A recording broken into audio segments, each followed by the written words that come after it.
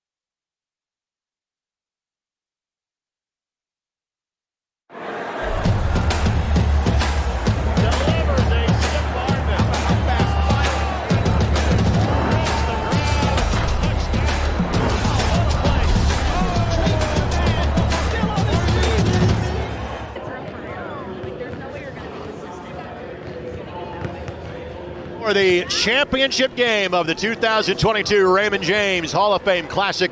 Two teams that won rather handily in the morning session, and two teams that played each other just a week ago. The defending 4A champions in Noblesville against a team you always talk about in terms of getting to the state championship. That would be the Stars of Bedford North Lawrence. Thank you so much for joining us on the IHSAA Sports Network and Comcast 81. Tonight's game presented in part by the Indy Card Exchange. The Indy Card Exchange is Indiana's home for vintage and modern sports cards. Alongside Jane Schott, my name is Greg Rakestraw. Thank you so much for joining us. And partner, when these two teams get together, you go, hey, we're in for a treat. Given the way they played this morning and afternoon, we feel exactly that way. I can't wait. There's going to be great defense. We know they have high-powered offenses and two great coaches. It's going to be a chess match. We'll see what happens. Well, let's talk about the obvious for Noblesville, and that I think the sympathy in terms of poor Noblesville this year without Ashlyn Shade electing to play at LaPorte La Lumiere this year instead of finishing her career at Noblesville before she goes and plays for Gino Oriema at UConn next year. Hey, this Noblesville team without her is still really, really good, and that's how they played in the earlier session. Players just stepped up. Their defense is still great, so it'll be interesting to see who rises tonight, but they haven't missed a beat. Again, they were winners handily over East Central in the morning session. One where they actually trailed 18-10 after the conclusion of the first quarter. For Bedford North Lawrence, they were never seriously threatened. They jumped out to a 15-2 lead. It was a double-digit lead the rest of the way. They won by 30 against Mishawaka Marion. And we talked in the morning game about their top two players in terms of Spreen and Norman. I was impressed with their entire starting five in beating Mishawaka Marion. Those two make people around them better, and their team is really collectively an excellent squad. So going to bring everything they've got against Noblesville tonight. And now, of course, Jane, the very unique nature of the fact that Noblesville played in Bedford North Lawrence's holiday tournament before. So, you sometimes would have this say in terms of a conference game or end of the regular season against a sectional foe. But, there's not exactly much of a need for a scouting report for this game. The teams know each other so well. How does that play a factor in tonight's game? Well, it'll be interesting to see. Every coach has got a playbook where there's certain things you didn't use in a game. So we'll see if they bring anything out tonight. But you're right. They already kind of know each other pretty well. Bedford North Lawrence has had to break that 1-3-1 zone zone that Noblesville is going to bring, and Noblesville already knows that Bedford BNL is going to give that switching man-to-man defense that's difficult to get around. There's a scholarship presentation that takes place as part of the Hall of Fame Classic, and that is Caitlin Shoemaker, who is the winner of the Jennings Scholarship from this field this year. And that means that Caitlin in the classroom, the community is getting things done well. Obviously a part of last year's state championship teams. That tells you about her level of basketball play. How about her shot making earlier? She had 5 threes and a team-high 17 points. She's the leading scorer, senior of this group. She averages 9 points a game. Yeah, great to see that scholarship. Kind of fun for a player and for her parents to come out and get honored before the game. We also have 3 officials that we are going to be presenting before tonight's contest as well. We'll get to that after our national anthem, which means that we will step aside. Back in a few moments. Starting lineups come your way next as you're watching the 2022 Raymond James Hall of Fame Classic live from Newcastle here on ISC and Comcast 81.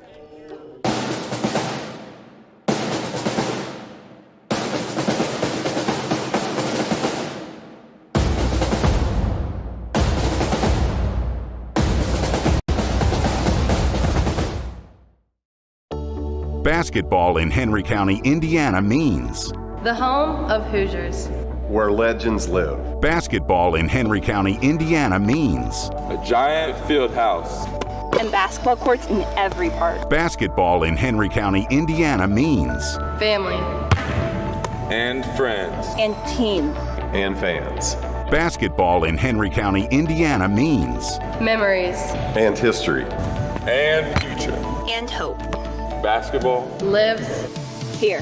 Basketball lives here in Henry County, Indiana.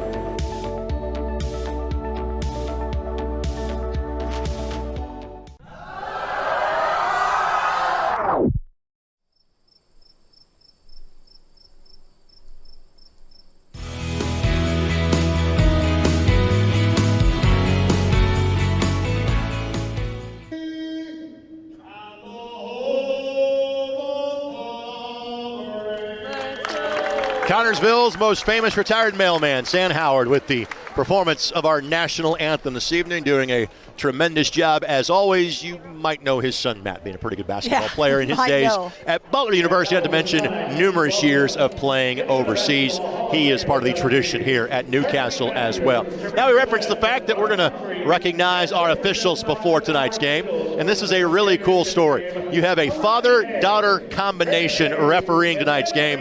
Lexi Hayes and Greg Hayes working together. Anne-Marie Keller, she is on the left of this group. Good to see Lexi and Greg, their center and to the right side of your screen. And again, show you the difference in working this event. You get a plaque for officiating. Yeah. And again, you get 2 extra games and you play in this tournament. You only get to play in this tournament once every 4 years. It is something special. With that, let's get to our starting lineups for tonight's championship contest, presented by virtual announcer and Aaron Pittman. Make your game day experience the absolute best by hiring Aaron, and if he can't be there, he'll be your virtual announcer, and that's for any sport, not just hoops. Find out more on just how affordable it can be at Virtual Announce on social or by calling 317-800-0612. For Bedford North Lawrence, Chloe Spreen, 5'10 junior, 20.5 points per contest. She scored 22 this morning. She went 4 of 6 from the free throw line. Carson Norman, a 5'6 senior, 16 points, 4.5 rebounds, 4.5 assists a game. She's going to play for Austin Parkinson at Butler. She had just 6 points, but a great job defensively on Nevaeh Foster in the victory against Mishawaka-Marion. Mallory Pride, a 5'9 senior, averages 9 points and 6 rebounds a game. Well, she had a double-double. She had 17 points in the victory for Bedford North Lawrence. Madison Bailey, a 5'9 junior, 7 points, 5 rebounds, 3 assists, 3 steals. As you can tell, there's a little bit of everything. She had 8 points in the game today. And Emma Brown with a 3-pointer made, the 5'5 senior, 5.5 points and a rebound and a half a game for head coach Jeff Allen and the Stars of Bedford North Lawrence. Now for Donna Buckley's Noblesville Millers. They are led by Meredith Tipner, a 5'10 sophomore, had right at her average of 16 points per game, 16 this afternoon. She also averages 9.5 rebounds, 3.5 assists, 3 steals a contest. Reagan Wilson, a 5'8 junior, averages 13. She had 12. Caitlin Shoemaker, I think we chronicled her great morning. She had 17 points. She averages 9 a contest. Danny Mendez did not score in the morning game. She had early foul trouble. The 5'10 senior, 8 points, 5 rebounds a game, and 54% from the floor. And Brooklyn Ely rounds out the starting lineup for Noblesville. 5'5 senior, averages just 2 points a game, but she made a pair of threes in the victory for Noblesville. Coach, your final thoughts before this one goes live? Well, I'm anxious to see what kind of matchups we see early on, what the defenses will look like, and how the coaches are going to break those down. So really fired up to see the first 2 minutes of this game.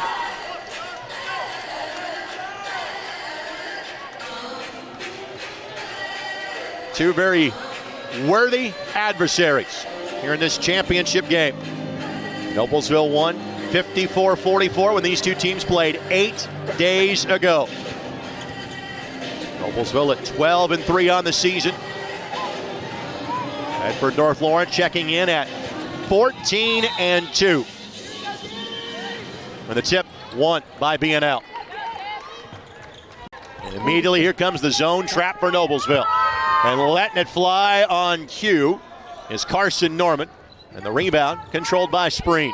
Well, that weak side rebound is a critical piece for BNL. If you're going to shoot that shot quickly, you've got to have somebody on that weak side to pull it down. These are two tremendously athletic teams.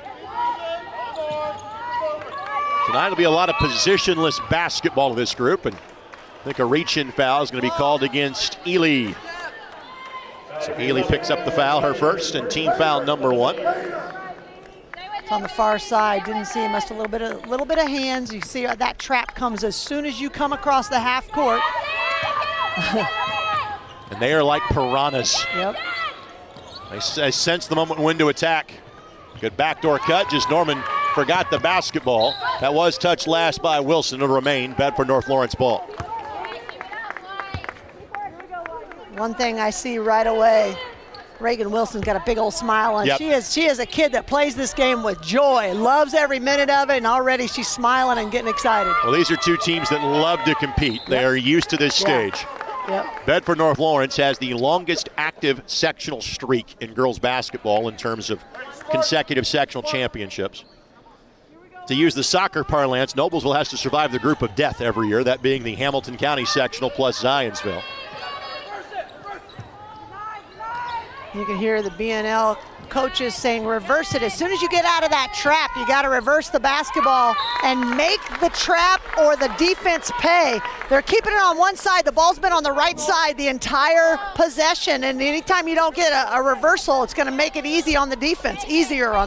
Even for a team as good as Bedford North Lawrence, that is a lot easier said than done. Can't see it. All you see are arms and bodies. And Spreen has her pocket picked, so first turnover of this game for Bedford North Lawrence. Well, Spreen floating against the middle of that zone will be massive in tonight's game. Almost kind of playing a point forward role at times for BNL. Well, Noblesville will play a 1-3-1 zone, man-to-man for Bedford North Lawrence. Tipner's three does not go. Mendez on the crash. Contact, we play on. I like that. Tried to take a charge, but really didn't give her room to come down. Three in the corner. That does not go for Brown. She had the first field goal of the game for Bedford North Lawrence this morning. And Tipner stepped through, throws the brakes on, and got it to go off the window. A little bit awkward. Looked like it could have been maybe a held ball, jump ball, maybe a travel, but play on. That diagonal pass, and Pride, good look that wouldn't go, squares up and gets the contact. Again, Pride at 5'9", not your typical post player, but she just goes block to block and hangs her on the bucket for Bedford North Lawrence. Well, it's funny because Norman makes the pass and is ticked off that she didn't hit that layup, but then now she gets the and one. Blew her assist, but she might get an extra point out of it, and picked up a foul against a Noblesville player. Pride gets the friendly bounce here. She is a 57% free throw shooter, went 3 of 4 in the morning session from the line. So both teams have gotten their opening bucket for this championship game. Yeah, you want both teams to kind of settle in. Everybody a little bit nervous. You know, it's a championship game. See what they're going to, how they're going to defend, get some touches. Mendez is going to call that too much contact there. Offensive foul against Danny Mendez.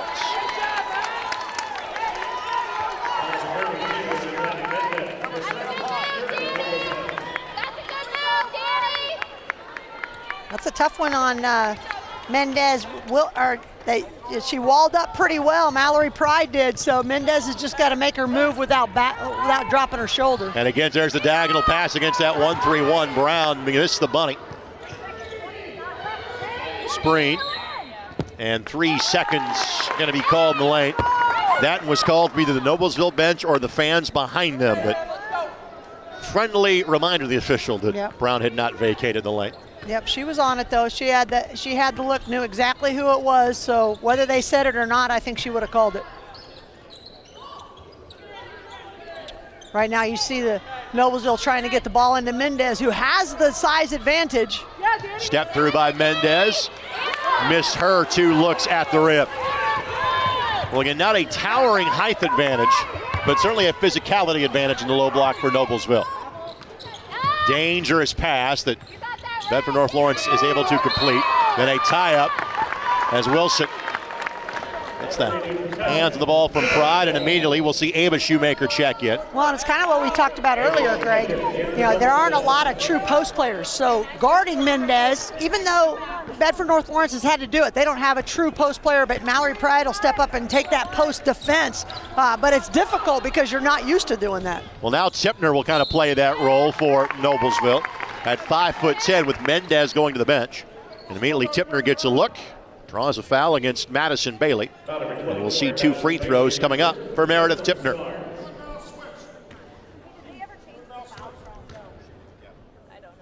So Tipner connects from the free throw line. Let's thank our friends, the Hoosier Shooting Academy. Combine cutting-edge technology with old-school work ethic to make your game better at the Hoosier Shooting Academy. Go see Paul at 465 and Brookville Road on Indy's southeast side, and always available online at HoosierShooting.net. Tipner, a 72% free throw shooter. Knocks them both in. Again, they're finding room behind that 1-3-1. That's Brown, and this time Brown cashes in for her first bucket of this game. And if Bedford North Lawrence can make that pass consistently, the trap's in trouble for Noblesville. Great basket cut by Tipner. Will get the and one. She's got 6 points for the Millers. Both teams finding their way to the paint. Don't settle for that three-pointer. Get the ball inside, make somebody guard you. You can see that time Meredith Tipner doing a great job at the backdoor cut, going strong to the basket and one. Mallory Pride picks up the foul, her first.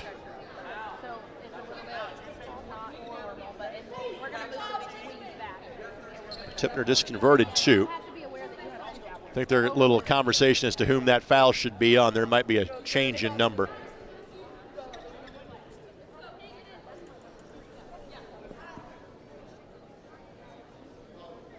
So the conversation continues between Donna Buckley and Lexi Hayes. Lexi works the games at the college level as well as here at the high school.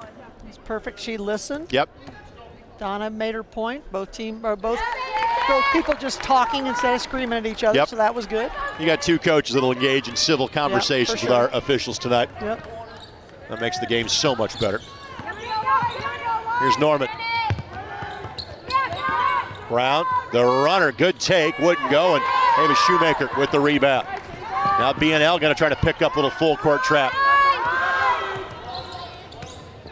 Wilson, her effort left short, and Norman and Pride and Spreen go for the loose ball and can't track it down.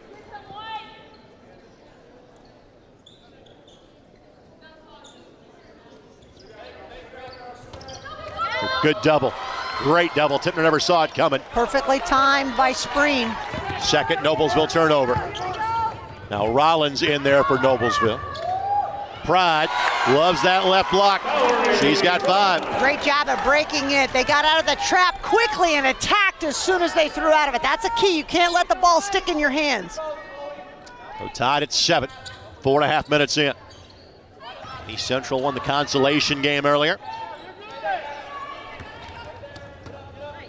Catch and shoot 3 for Shoemaker. It runs in the family. Ava Shoemaker with the triple. Caitlin had 17 in the morning contest. 10-7. You're absolutely right. Catch and shoot. That was a quick release and beautiful shot. Well, Noblesville, as Rollins commits the foul, Noblesville has the rare luxury. They can bring a double-digit per game scorer off the bench. And Ava playing in just her 9th game this season. Again, you see the In Southern Indiana, we call that an elbow contraption that she is wearing. Right. It's like a sleeve, but Yep. it's compression, you can tell, allows her to play. Great spacing by BNL. Corner three is missed. And now that long rebound, Noblesville will look to push. Wilson ricocheted that one off the top of the noggin of Pride. Right. Reagan Wilson, smile on her face. I think she actually apologized to Pride for beating her in the head as it goes out of bounds. Well, literally, to complete that pass, she would have had to have thrown it through somebody, and Pride was that somebody that was in the way. The head was in the way.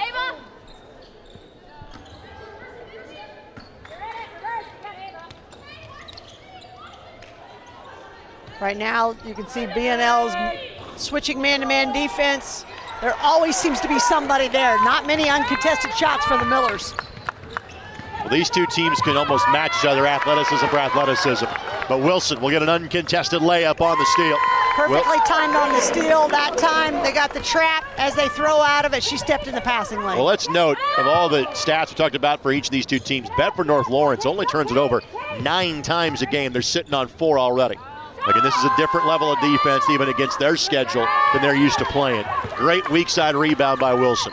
We said that as being a key for both teams. Offensively, if Bedford North Lawrence can get to that weak side and get some easy baskets, they're going to need it if they're going to shoot from the outside.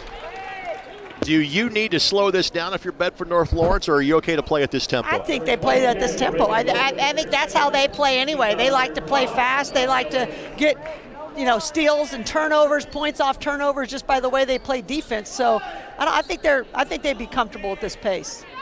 Going to say the foul occurred before a shot attempt, so out of bounds for Bedford North Lawrence. Of note, that's the second foul on Wilson. Spreen couldn't get the turnaround jump shot. And Bedford North Lawrence struggled to shoot the ball this morning, and their defense was so good that wasn't a factor. Rollins' shot does not graze anything.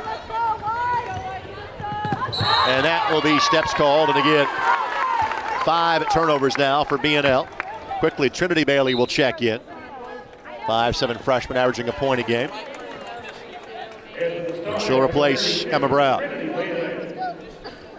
By the way, the Cougars of North Davies that play the morning game tomorrow have made the trip a day early to get to Newcastle. They're in attendance and watching this game.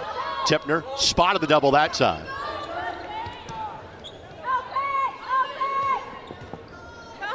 And these pieces for both teams, so interchangeable. Part of what makes this one so fun to watch. On the drive, Shoemaker, and allowed to say there was a bobble there. Bedford North Lawrence to lodge that ball just enough to prevent the turnover from being called. And Wilson will reload and literally fire towards the rim. Tipner, the inside position, just lost on the way up. Pride, 84 feet, and she lost it. Touched last by Noblesville. Nothing is going to come easy in this game. I think both teams are playing high-level defense, and it's the best thing you can do right now is do exactly what Pride did. Take it to the basket and see if you can get something going in. Noblesville allows 48 points a game. Bedford North Lawrence 35. Spreen, the turnaround, and gets the friendly roll. To her first point, she had 22 in the morning game, but had a slow start in the first half of that game. A much-needed bucket for Wilson, the Stars. The runner, no. Crashed by Tipner, out of bounds to BNL. And clock is on your screen. Under 6 seconds to play in the opening stanza. Pride. Norman. All the way down, just couldn't finish with the left hand, and that is that. 12-9, Noblesville leads in this championship game of the Raymond James Hall of Fame Classic. We're back in a moment as you're watching an ISC and Comcast 81.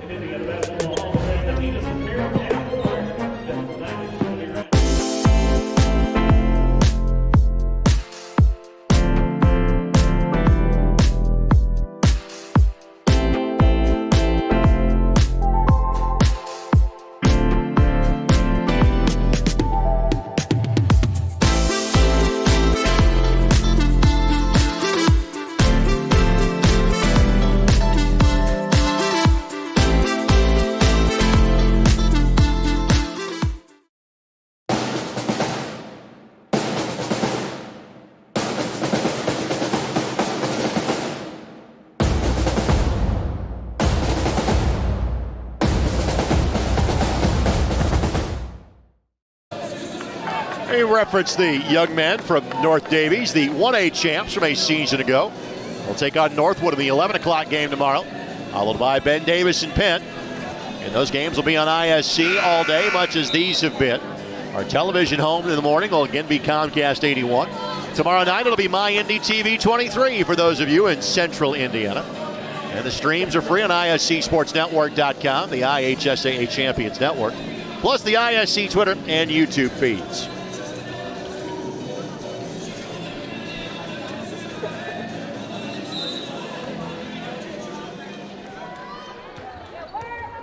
This is Bailey. In fact, Bailey to Bailey. Number 24 is Madison. Number 32 is Trinity. Freshman turns down the baseline corner three. Well, when you're a sub coming in against this defense, your job is to get the ball without turning it over to the next person, and that's a critical piece, and that's difficult for a freshman. That's very, very difficult. Norman fires a three, and that one is good. First one she has made today. Yes, good ball movement. They got the ball reversal. They were patient and got the shot that they wanted. Norman, a 36% three-point shooter on the season. Scored 6 in the morning game. And then absolutely leveled Tipner trying to play through the screen.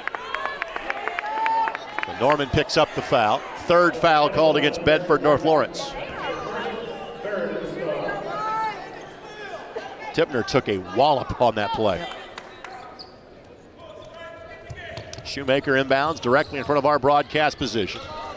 This is Caitlin, the senior, wearing number 3. Ava, the junior, number 13. A little discombobulated on offense here for Noblesville. They are. Which is rare for this experienced group. Well, the pressure that Bedford North Lawrence is putting on, it wears on you. And they've got some subs in that makes it difficult. You know, all 5 of these players part of the rotation in last year's state championship team.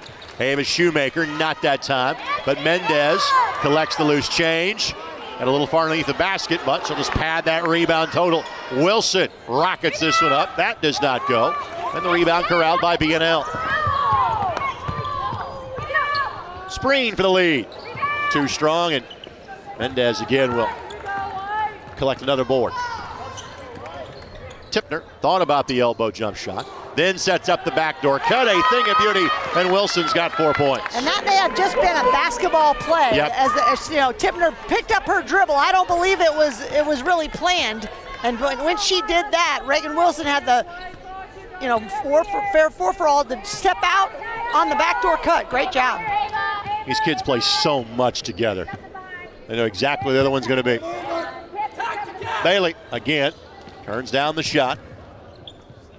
Spreen does not. But those are contested threes. That's the thing. She shot the last 2 threes were pretty quick because the defense was closing on her. So 2.5 minutes in to quarter number 2. Mendez the lead, gets downhill, and again can't finish at the rim, but keeps the possession alive. Then a turnover committed by the Millers. Bailey poked away and taken away. Quick hands by Noblesville. They'll play defense for 84 feet. Tipner, a miss. Big difference right now, second chances. Bedford North Lawrence isn't getting any. Noblesville's getting a lot. Wilson's got 6. They lead by 4. Mendez hasn't been able to connect, but she is keeping it strong and alive down there, so that makes it difficult for BNL to get the rebound. And so much is made of Ashlyn Shade not being on this basketball team from a year ago, as Norman's 3 does not go, but they're also missing their starting center from last year in Smitherman, who was supposed to play, but unfortunately a leg injury cost her season. Now it is Tipner with the bucket, and it is Jeff Allen with a timeout, a 30-second timeout, as Tipner has 9, and the lead for Noblesville gets to 6. Let's thank our friends at Visit Henry County and Hoops in Henry County. Take your shot in Henry County. Basketball destinations and so much more. Visit hoopsinhenry.com for trip planning ideas. And What's the dialogue like in this huddle right now? Well, 6-point lead. It's a 6-0 run for the Millers. And right now, I think Jeff Allen is just talking about, pace of game. Let's get the best shot. Get something going to the basket instead of those quick threes, because that's exactly what that 1-3-1 trap wants you to do. Feel hurried and take a long shot so they can get the rebound and come down and score. Right now, Bedford North Lawrence needs to get a great look at the basket, get something going in the lane like they were doing earlier when they were breaking that press. They were getting layups or 2-footers, and they haven't gotten one of those since the first quarter. Quigley is in for Noblesville, the 6-foot freshman. She scored 4 points in the morning session for Noblesville.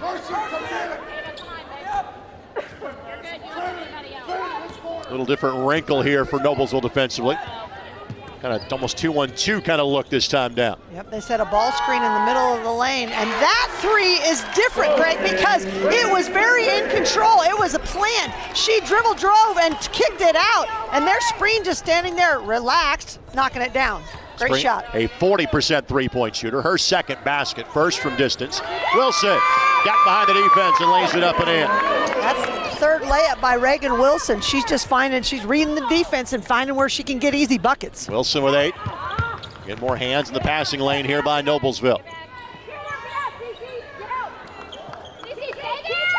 5-out offense here for Bedford North Lawrence.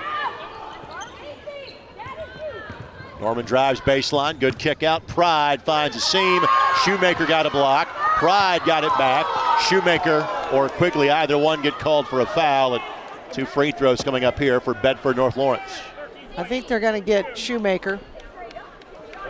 That's her first. Pride just really doing the work down there. I mean, she goes up, maybe got a little contact the first time, gets her own rebound. Looks like a little ball on that, but because she came over top across the body, whether she got her body or not, that's what the official sees. So great job by Pride just to take it up strong. Brown will check back in as Trinity Bailey will have a seat. 6 players so far have seen time for Bedford North Lawrence, 8 for Noblesville. And Pride connects again. So Pride was 7.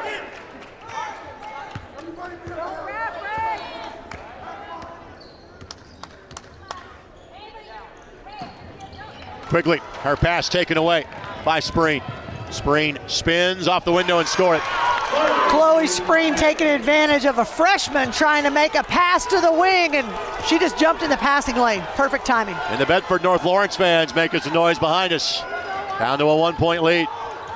Shoemaker off the double screen. Deep 3 that does not go. And now the outlet pass that Caitlin Shoemaker takes away. Again, there are so few teams that can match Bedford North Lawrence's speed. Noblesville is one of those teams. The lead pass to Tipner. Tipner high off the window, no. Quigley on the crash. And that will be a foul against Noblesville. And that will be 1 plus the bonus at the other end as Tipner will get whistled for the foul. A couple things I really love. First of all, the effort on both sides of the ball is terrific. Carson Norman having to battle 2 Noblesville offensive rebounders, and she's the one that comes up with the foul. 1 plus the bonus, Yeah. 17 So she foul. gets some free throws out of it.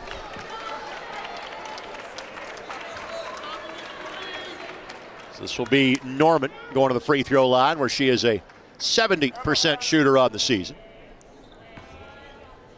Little game of runs here going on. We talked about the Noblesville 6-0 run that forced a Bedford North Lawrence timeout. Now we got the Stars in the middle of, we'll see, but it may be a little 6-0 run as well. Norman misses, and Tipner the long rebound. Norman did not attempt a free throw in the morning session.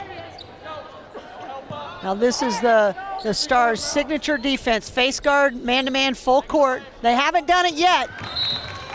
Difficult to do with the guard play that Noblesville has.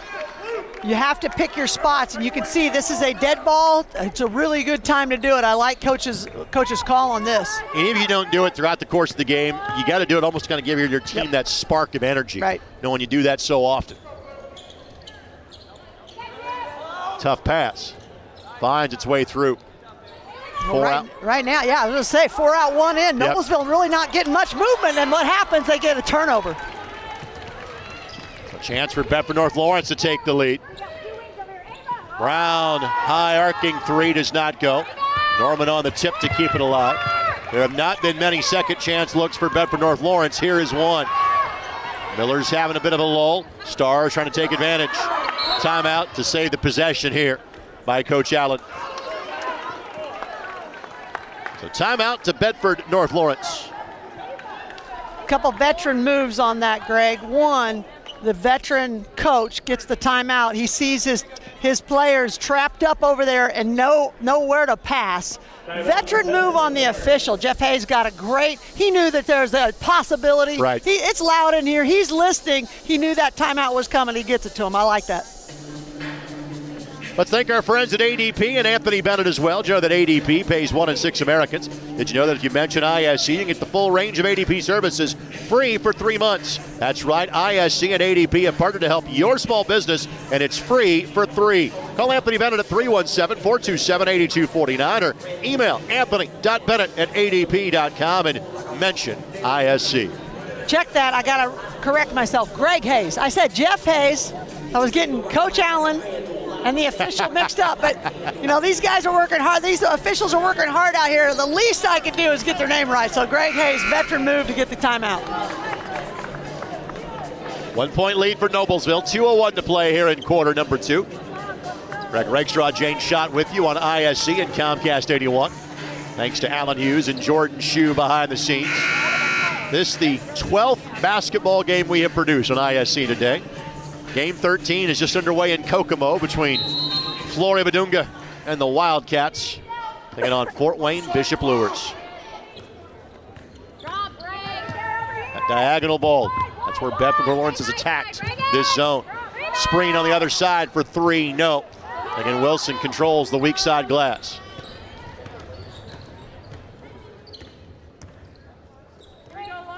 See what Noblesville does this time down. They get a little bit more moving. They're getting some screens instead of just standing out there because Bedford's pressure defense is too much for that. Tipner misses. Most of the shots have been coming from 3-point range now for the Millers. Shot by Pride is good. Pride backing up her effort from earlier. She's got 9. And she had a double-double this morning. And Bedford North Lawrence is seesawed in front. 6-0 run for the Stars.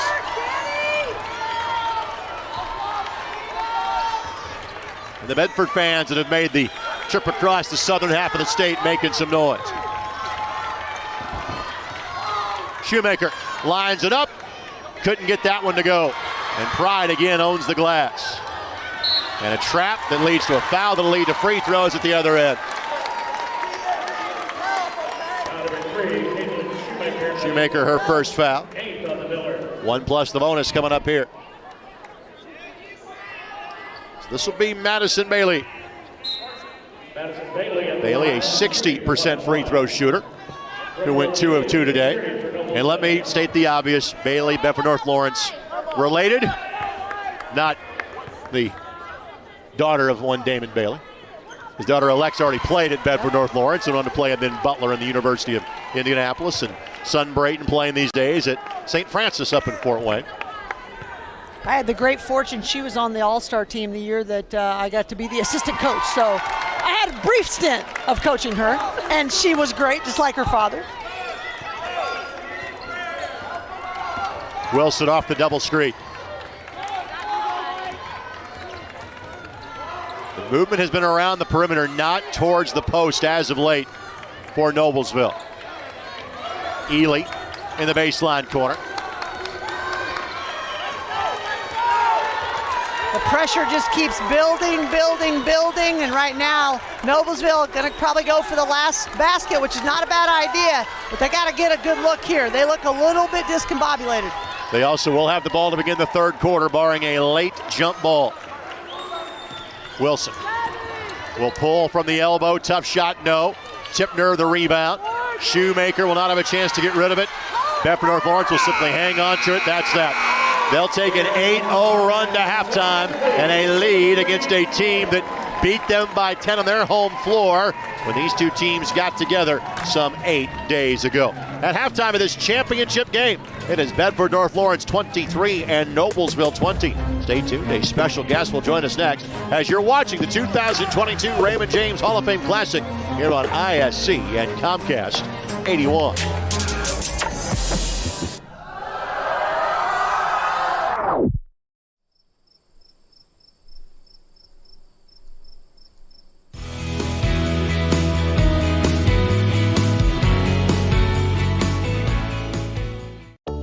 Basketball in Henry County, Indiana means The home of Hoosiers. Where legends live. basketball in Henry County, Indiana means A giant field house. And basketball courts in every park. basketball in Henry County, Indiana means Family. And friends. And team. And fans. basketball in Henry County, Indiana means Memories. And history. And future. And hope. Basketball. Lives. Here. Basketball lives here in Henry County, Indiana.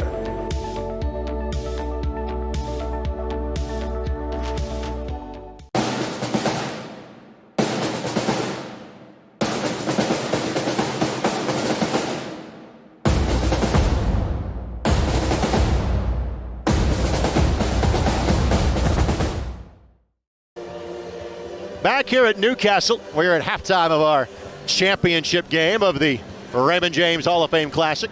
Last 8 points of the half belong to Bedford North Lawrence, and they lead Noblesville by a score of 23-20. Greg Rakestraw, Jane Schott, Kayla Kessler from the Indiana Basketball Hall of Fame will be joining us in a matter of moments. Again, this is the fourth of 4 games that'll be taking place today here on ISC and Comcast 81. Again, we will do it again tomorrow as well.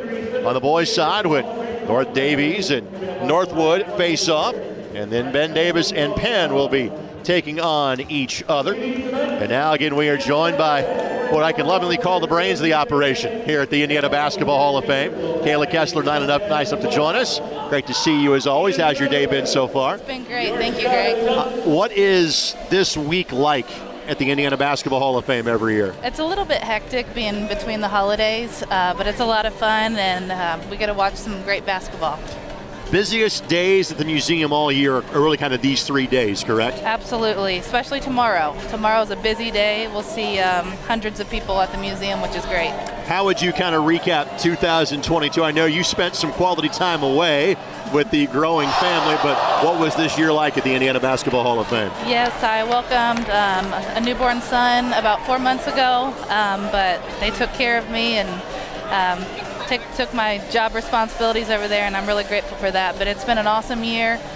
Big transitions with the new director. Chris did great for 13 years. I have nothing but great things to say about him. But Matt, he's doing a great job.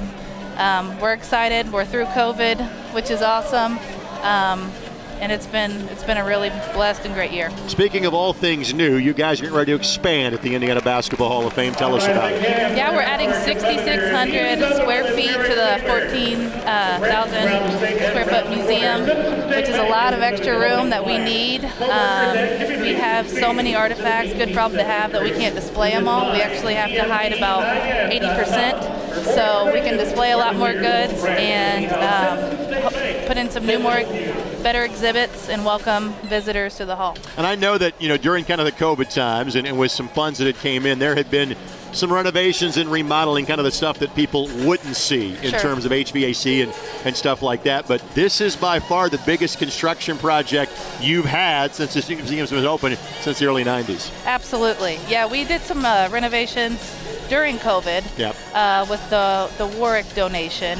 But this is by far the biggest construction and renovation that we've had in the history of the Hall of Fame. One of the things that you deal with on a daily basis, and the museum and the day-to-day operation will be possible without great volunteers from here in Newcastle and Henry County. And we've talked about how you can donate your money, and I'm sure you'll be happy to talk about that too. But for those that might want to donate their time to the Hall of Fame, how does one go about doing that? Yeah, honestly, call the Hall of Fame, visit our website, stop by, email us.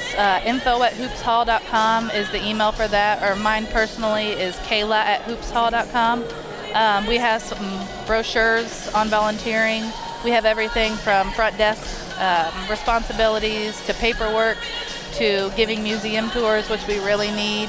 to working special events. I mean, we have people that just work the Classic every single year, which is awesome too. All right, so with that, how much sleep do you get tonight when you got to get back here first thing in tomorrow morning? I'll sleep pretty good. With the newborn son, maybe not so good, Yep. but yeah, we're having a good time. Saturday and Sunday you can sleep in a little bit, hopefully. I always stay in my pajamas on New Year's Eve. That's a good plan. Kayla, thank you so much. Great to see you. And welcome back to the office. I know everybody missed you. Great to have you here. Thanks for everything that you do. You've got it. Kayla Kessler with the Indiana Basketball Hall of Fame, kind enough to join us at halftime. Our score at the break, 23-20 in favor of Bedford North Lawrence. Jane Schott rejoins us next as you're watching the Raymond James Hall of Fame Classic Championship game here on ISC and Comcast 81.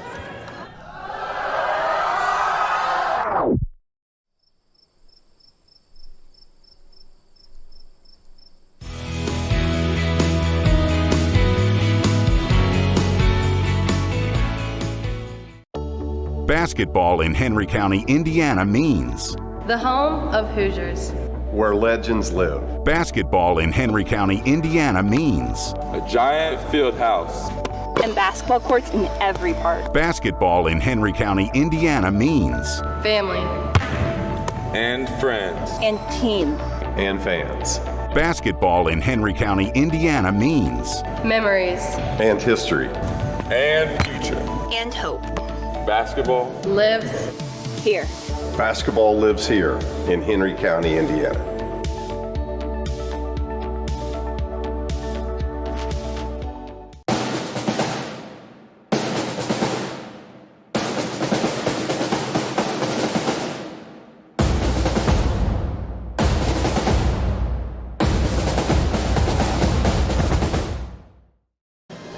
Highlights from half number one. Again, it was kind of a half of runs and spurts for each of these two teams.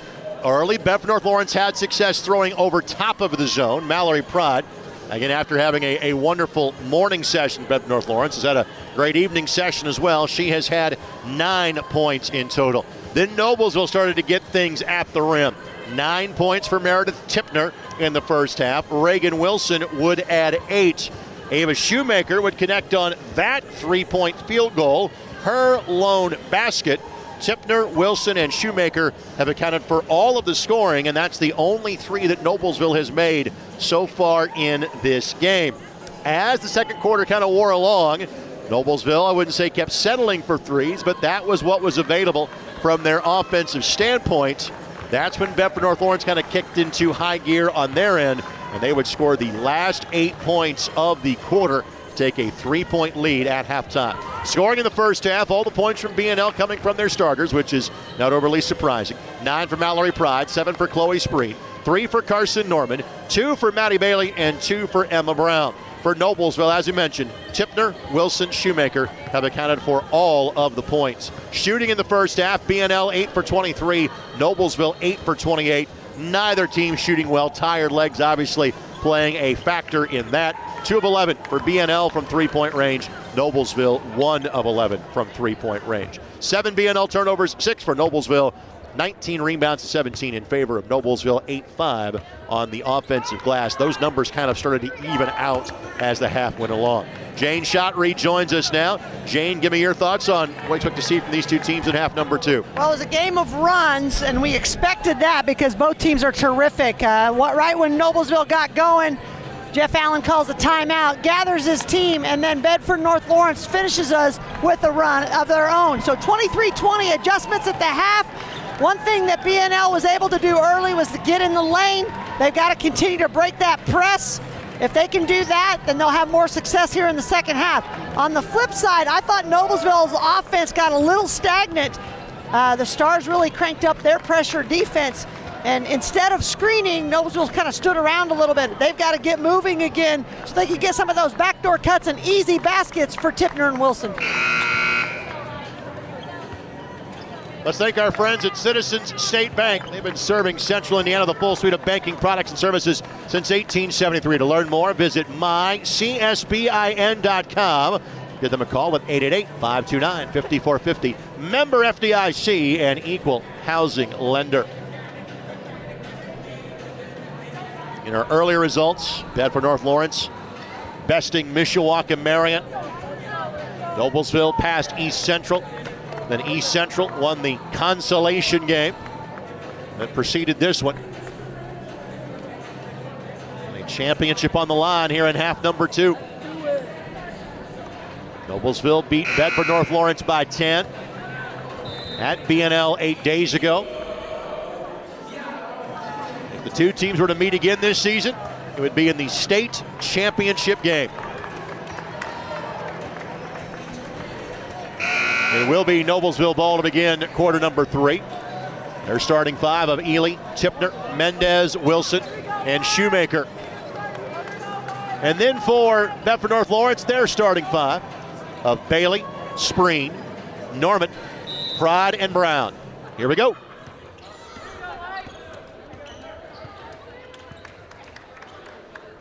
You see Bedford North Lawrence in their man-to-man defense. Right away you see a little set play trying to free up. Got Mendez inside. An early turnover. Ball. Yep. Early turnover. Great job of playing the passing lanes that time by Bedford North Lawrence. Wilson then does the same thing. Ball happens to find Spreen, who couldn't find the bucket. And Tipner with the rebound. Boy, active hands on both teams play great defense. They just really are always pursuing the basketball. That deflections are critical. Mendez just can't find the range, and she is 0 for 2 on that trip. She is 0 for 6 for the game. She's having a tough night. And she had foul issues in the morning game. Never really had much of a look offensively. Great trap by Shoemaker. Perfectly timed, but able to get out of it. It was a 4-corner trap where she was located. Nice find, but Pride can't get it. To some degree, Coach, this is like watching inter-squad scrimmage because what they do so well, the two teams combined. Brown and a foul on Shoemaker, which will be her second. Kind of bailed her out on that one, honestly, because Brown either was about to travel or picked up her dribble and was going to get stuck. So one of those where, you know, she makes a play, but if she could have just waited, maybe it could have gone the other way for the Stars. Deep 3, Norman, no. Again, neither team shooting well from 3-point range. Ely not deterred by that fact, and she's shooting just fine, thank you very much, yes, as she knocks it down. And that transition, that time she just found her spot and just waited for the ball to come. Easy basket for Ely. And that is the first attempt she has taken in this game. Runner by Norman is good. Carson Norman with 5. Carson Norman just plays such a high level. And Mendez, again, Mendez is a solid player. 8 points, 5 rebounds. She can't buy a bucket right now. No. And she's rushing shots and doesn't need to. No one's going to block her shot down there. She needs to gather herself and knock it down. 3 in the corner by Bailey does not go. Great job by Ely to box out on Pride. Wilson, spin, bucket, give it to her. One of our most impressive hoops of the day. And we're tied at 25. That was high speed in transition. Reagan Wilson, you can see she's made this move, the spin. She gets to the bucket up high off the glass. Just a little bit of just a touch foul, but just enough to draw it.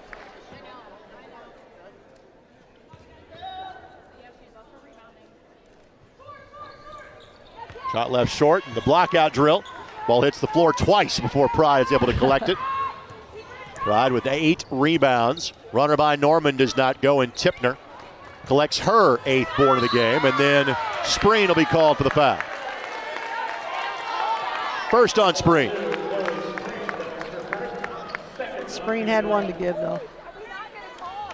Most players have 1 to give. Yeah.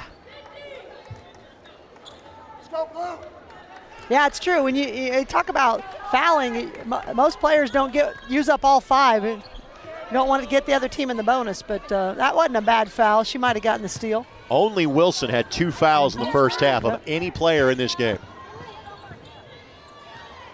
Ely just made 1, just made 2. Brooklyn Ely. That was a tip ball. Ely was waiting for it. She had to step forward to get it, but she still got rhythm and got that shot to go down. Nicely done. 28-25. Pride extends the range, and she's been living in the paint all day. That ball was tipped out of bounds by the Stars, and again in this back and forth game right now, things tilting towards Noblesville. Yep, that's exactly what Coach just said. Get to the paint. Been living in the paint. You know, go ahead and shot fake, get around her, go get something easy. If it ain't broke, don't fix it. Yep.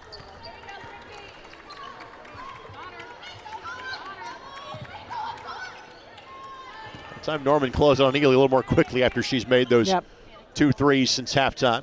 Yep. You know, credit the Millers. I'm not sure they actually did it on purpose, but credit them for getting her the ball. When your shooter's hot, get her the basketball. That's what you do. Shoemaker waiting in the corner, knocks it down.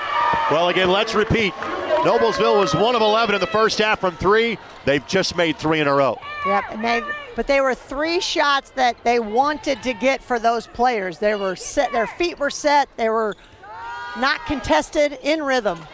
Tipner again grabs the board, and she is fouled. That's on Spreen, her second. That puts Tipner in double digits in terms of her rebounds on the game. She's a point away from a double-double.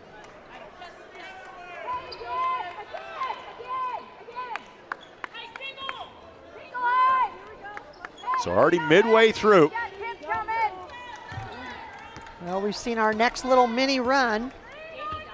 Let's see what happens next. It's Noblesville's on a little bit of a run. We'll see if they continue. Not that time. Mendez, quick inside out, Ely again. No, but Shoemaker gets the weak side glass. Now Noblesville will reset. You have this luxury at the high school level. In college, that's 20 on the clock. You got to go quickly. Right. Not the case here. That'll be a concern for most of these players a couple, 3 years from now. Ball poked away by Emma Brown.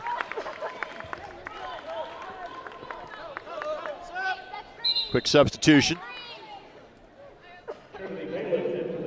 8-0 run right now for Noblesville to push out their lead to 6. Answering the 8-0 run, then the quarter in the other direction. Yep. Mendez turning down those shots since they've not been falling.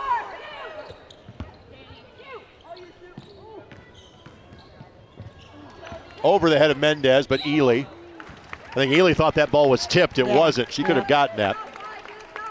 So unnecessary turnover for the Millers.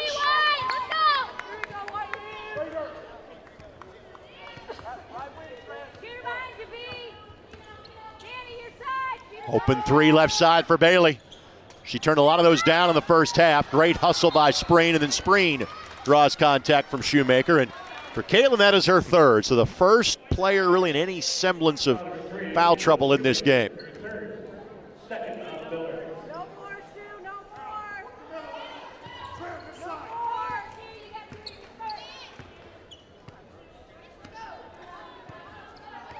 They got Norman up the top trying to split that 1-3-1. Great ball movement. Pride off the window. Pride with 11. Reversal, dump it into the post. That's how they were breaking it in the first half. Bailey got some ball, but also got some arm on that one. And Tipner will shoot 2. Tipner 3 of 3 from the line so far tonight. We'll have a chance to shoot 2 here. Tipner connects. Tonight's game presented in part by the Indy Card Exchange. Indiana's home for vintage and modern sports cards. And if you're looking to pick up a little coin after overdoing it for the family at Christmas, and maybe it's time to make a little money off your collection, stop by and see Andy just west of I-69 on 96th Street, or online anytime at IndyCardExchange.com. So Tipner now with 11.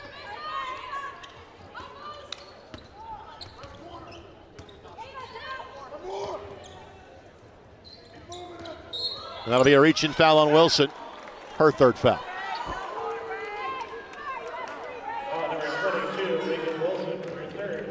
So Wilson 3 and Shoemaker 3.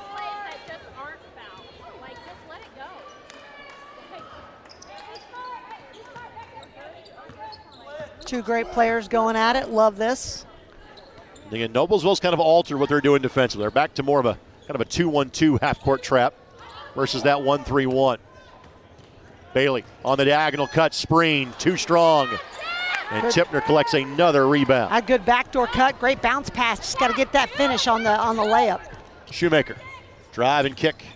Here's Ava, all the way down, and that is rare. Nobody ever stopped the ball. Well, and Ava Shoemaker usually is standing out shooting threes. For her to get to the basket like that, that's also rare. And a 30-second timeout going to be taken by Bedford North Lawrence, and a look of concern from Jeff Allen saying, ladies, somebody going to stop the ball on that one? Well, sometimes what happens, Greg, and you don't like it, but when you're making shots, your defense really picks up. And when you're missing some shots, like they missed a couple layups down here that normally go in for them, and so that kind of deflates you. All of a sudden, your defense isn't quite as sharp. So I think that was Coach's point. I don't know that exactly, but I'm guessing that he might have talked about that defensive intensity that you're supposed to have all the time. You've done that just a few times, over the years on the sideline. You know? Hey, you know what? It's human nature. We all feel good when that ball goes in the basket. So you get a little pep in your step or whatever. Great players can do it all the time. So we'll see what BNL's got. They got a response. They've got veteran players. They'll get it. Here comes the trap. Bailey in a tough spot. Got tied up. Arrow keeps it here. That's one of those where, just a little bit of a mistake of, you can't dribble across right into that trap because then you're stuck. You got to, now they put Carson Norman up top. Deep three, Norman. Big shot. Wow. And a 36% three-point shooter. Norman, that is huge shot. That's guts right there, Greg. She's got 8. Averages 16 a game. When your team needs a basket and you take that shot, that is impressive. Shoemaker on the drive again. Didn't get that one to go. And now momentum maybe going back towards the Stars. Norman was thinking about a bucket, but ball got tipped away just enough to slow the drive. Norman again. Not that time. Spreen, good rebound. She's fouled. 4th team foul against Noblesville, so underneath out of bounds coming up here for BNL. One thing that I've noticed is Spreen and Norman, every time one of them shoots the ball, it seems like the other one goes to the offensive rebound, and that's just a 1-2 punch tough.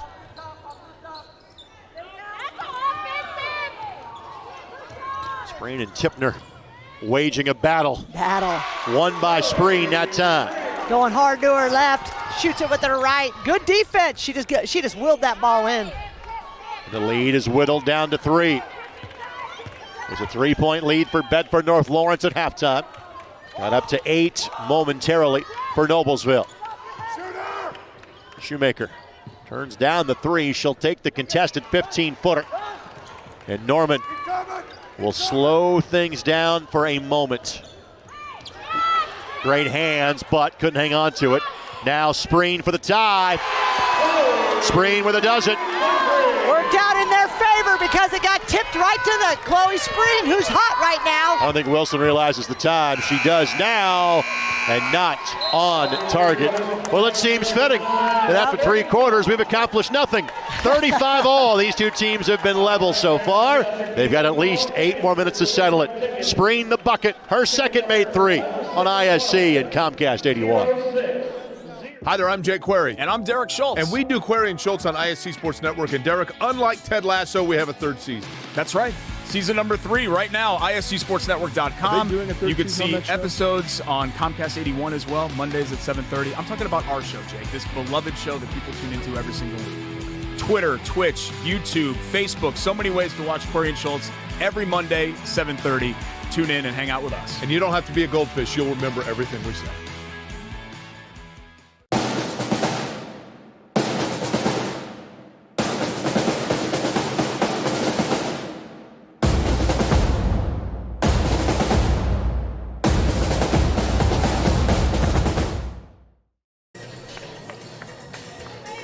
Back for the last 8 minutes of regulation. 35 all. Again, every time one team edges in front, the other team reels them back in. That's what you'd expect with 2 teams of championship pedigree like we have, and the defending champs in Noblesville, and a team that frankly, expects to have their February booked every year in Bedford, North Lawrence. Well, the cool thing for me is watching this go back and forth with all these runs, and there's great coaching, don't get me wrong, but you know what it is? Players making plays. Yeah. There wasn't anything to draw up on the board, whatever you're talking about. It was Carson Norman and Chloe Spreen battling back after Megan Tipner and Reagan Wilson pushed it out ahead. Fun times. Wilson. Meredith.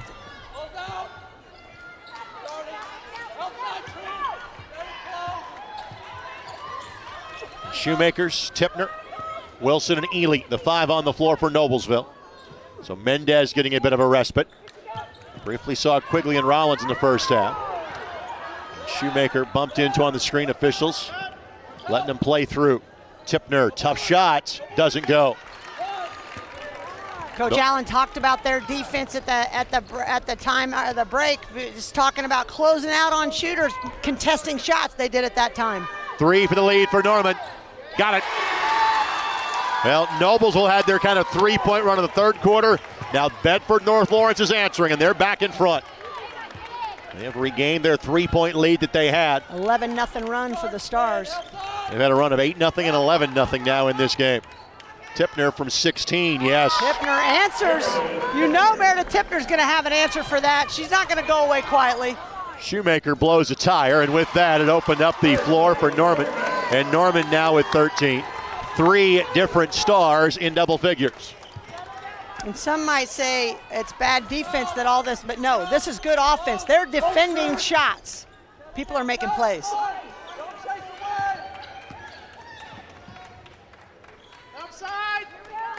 Wilson. You hear from the bench basically saying, hey, there's no ball screen coming. Now it's getting set. Shoemaker to tie it. Got it. Her second 3, both since halftime.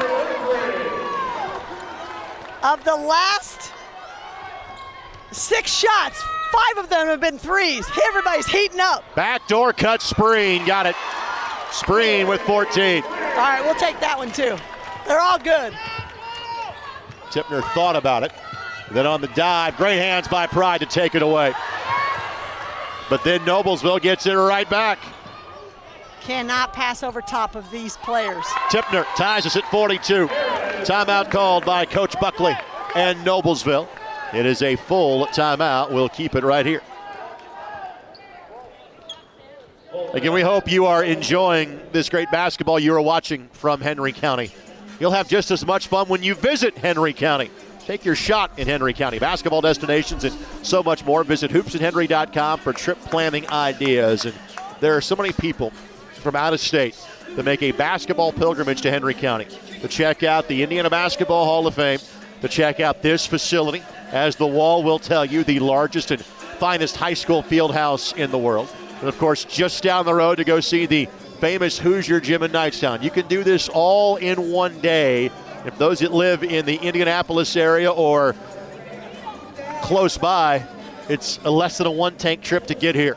Again, Hoops in Henry. Visit hoopsandhenry.com for trip planning ideas.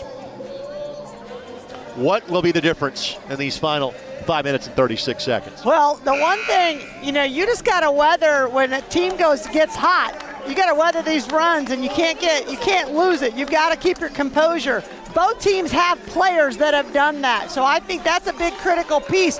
Got to take care of the basketball. I think the turnover game is going to be a big one down the stretch, because we're starting to see getting some lazy passes, trying to pass over top, getting some tips, things like that.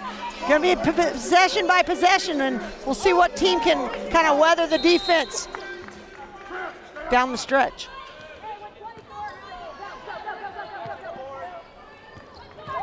That's a kickball. Yeah, you see it. I mean, both teams are ratcheting up their defense, and if you're on offense, you cannot relax. You got to make pass fakes. You got to make fundamentally sound passes. Great job by Wilson that time to get a foot on it.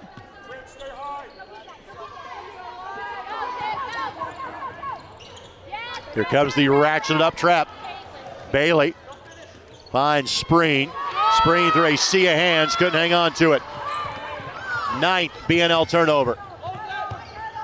Mendez, and just too much on that pass. 11th Noblesville giveaway. I said turnovers were going to be key, but if they trade, maybe it won't make a difference. Whoa. Spreen takes a tumble. Again, we play on. And Tipner, blocking foul called against Madison Bailey. 5th team foul against BNL, so no free throws yet. Boy, that's a lot of contact down there, but I think both players going hard for the ball. They just decided to let it play on. Right. Yeah, I mean, side by side, it's hard to say which one should have been the foul on, so they just let it go. I think they've called a consistent game, so and everybody just played on. Players are just playing. Trying to let the players decide it. Yep. There's not been a double-digit lead in this game. Nope. It was 10 when these two teams got together 8 days ago with Noblesville winning it. Mendez, drop step, still can't buy a bucket. And Bailey, and a foul coming here against Noblesville. Mendez now 0 of 8 from the field. She's done a lot of other things, but I'm sure Donna Buckley feels the same. Getting into your post player, you just want her to finish. Got to get that finish. She has 10 rebounds. Yeah. I mean, she's been great. Yeah. Got to get some finishes. Averaging 7.5 points a game. Bailey nice to pass. Bailey to the bucket. Trinity Bailey, the freshman from Madison. And BNL didn't panic, did a great job. Bounce pass down onto the block.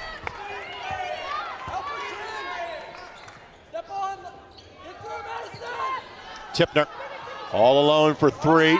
Left that one short. Sometimes you can have too much time and space. Yep. Gave Tipner a chance to think about it.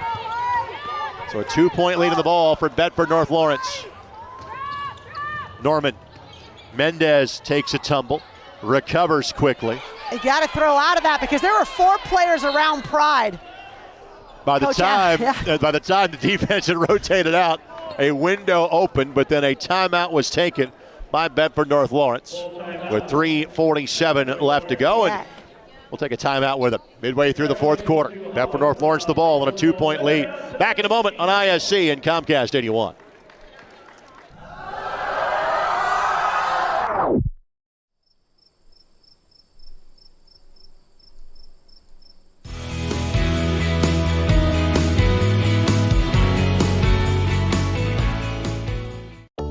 Basketball in Henry County, Indiana means The home of Hoosiers.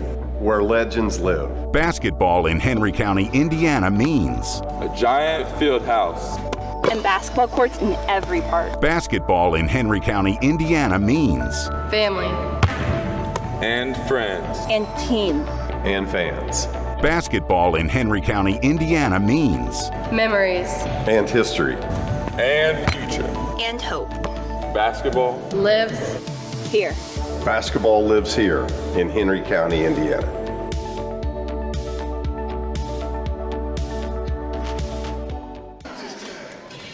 Back inside of the Fieldhouse here in Newcastle. Greg Rakestraw, Jane Schott with you on ISC and Comcast 81. Rollins is now in for Noblesville. Some important late minutes for her. That was close, barely beat the 5 count, but got it in. Rollins in there for Ely for the Millers. Norman dishes, 3 in the corner. Spreen got it. Spreen was 17. Great job by Norman. Looked like she was going to drive it to the basket. No look pass to the baseline corner for Spreen. Easy 3. Those goes in. Those go in. So 2-possession game.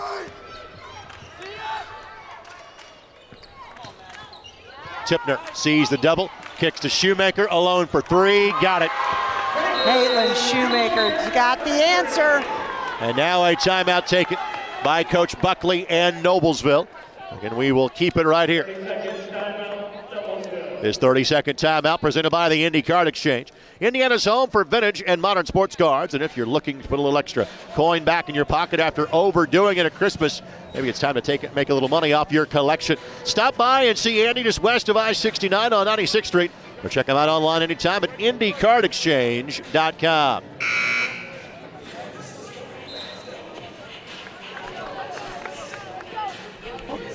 Greg, you talked about Noblesville struggling from 3.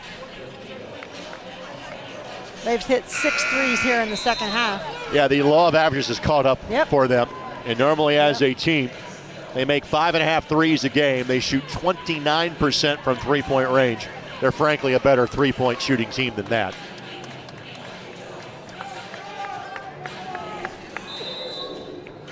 Well, it's kept them in this game in the second half here. We'll see what Bedford North Lawrence has got. Got to break this press first. And there is a steal by Wilson. Shoemaker wants to shoot that in kind of a catch and shoot rhythm, not off the dribble. Yeah, she is. As I said, her taking it to the basket, that wasn't a cut on her. She can take it to the basket, but she's so good catch and shoot. Ely will check back in next dead ball for Noblesville. No need to be in a hurry here if you're the Millers. Got to get a good one because you're getting down to that critical point. Possessions are getting fewer. Yep. Tipner on the take. Step through and got it. Tough shot. That was defended. Walled up on her. She still got it to go down. One team takes a 5-point lead. Other one reeling back in. But now Pride got by the defense and scored. Mallory Pride with 13. Great pass down from the diagonal. But then Tipner, nobody stops the ball. She's rather important person to find. And we're tied at 49. Didn't get back quick enough, I'll say. Not quick enough. Bedford North Lawrence, number 4 in the state. Noblesville, number 9. Foul on Shoemaker.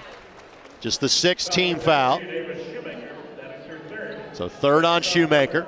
Several Noblesville players have 3. Ely and Mendez now will come back in. Rollins will have a seat. And Ava Shoemaker will have a seat. Next Noblesville foul sends Bedford North Lawrence to the 1-1. Bailey on the drive. The floater is good. Madison Bailey, what a time for her first field goal of the game. She's got 4. Good take to the basket. A score and a stop in either direction just might do it.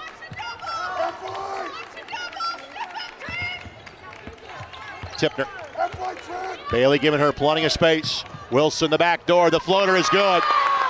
Well, we often say this in football, but it might be true in basketball. Whoever has it last might win the game. That might be exactly right. Reagan Wilson on that backdoor cut. She's been phenomenal with that all night. Spreen will pull from 13. Left it short. Mendez never could grab it. Ely does. Now, if you're Noblesville, do you think about holding it for 47 seconds? I think you do if you get a layup, I'd say take that layup.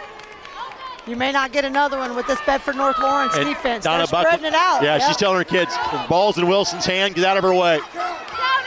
5-second counts being applied. Yep, Carson Norman, best defender up top. They're going to get her with a hand check. And Norman had a foul to give. Yep. That was the 5th team foul. That's foul number 6.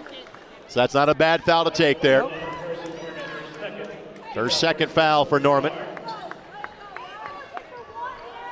Now a little more definitive that you think, hey, this is going to be the last look. They have timeouts.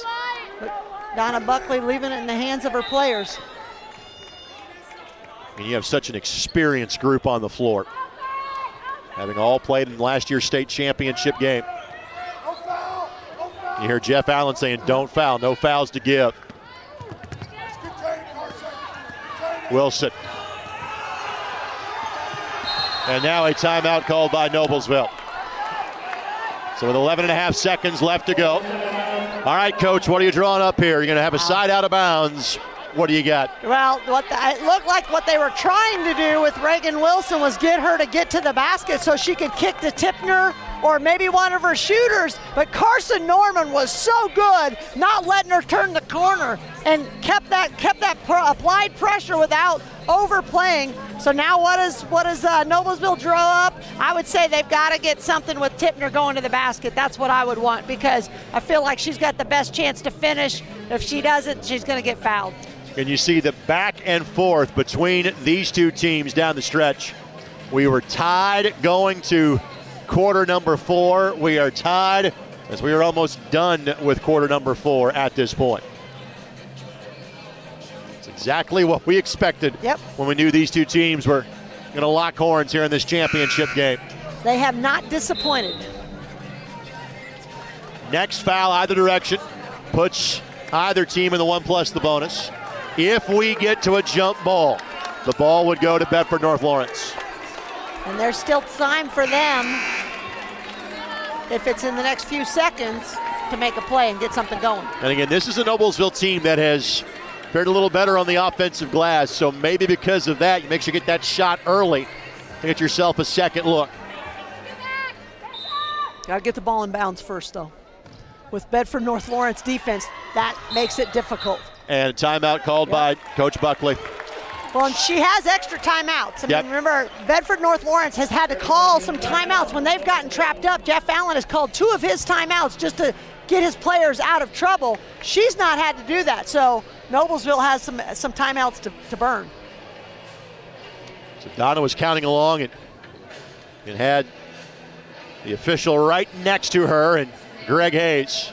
It's tough because when you have Tipner taking the ball out of bounds, and I expect that she was going to take it out and they were going to get some screen for her coming in. But that means Reagan Wilson's trying to get open, so we'll see what happens now. Maybe they set up a different screen. You got Spreen and Norman up top defending, 2 of their best defenders. Wilson finds it. She'll be the creator. And clock is on your screen. Gets some space from Mendez. Mendez from the free throw line, shot was blocked. Nope, I'm going to say simply Mendez missed it.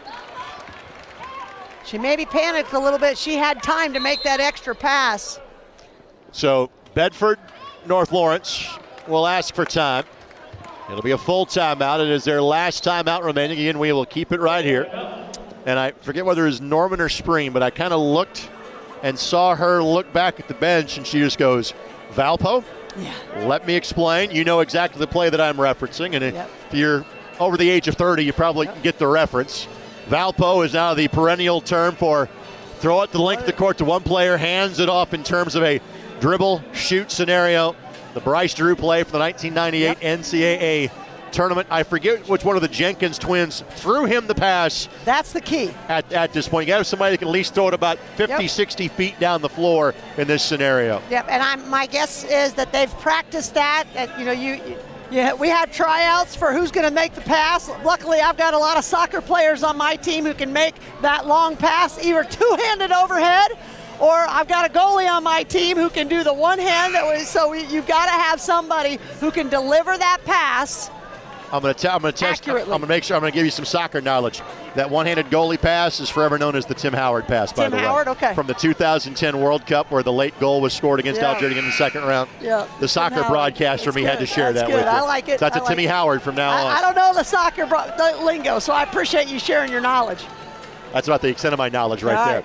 This will be fun. I'm excited to see if this goes out, and if not, we get bonus basketball. Now, there's nobody face guarding. Again, the referee did a great job of telling Spreen, you have to stay put. Yep. You can't run. Norman will catch. Norman, a look on time, but wide right. And we will have free basketball tonight here in Newcastle. So, put 4 minutes on the clock.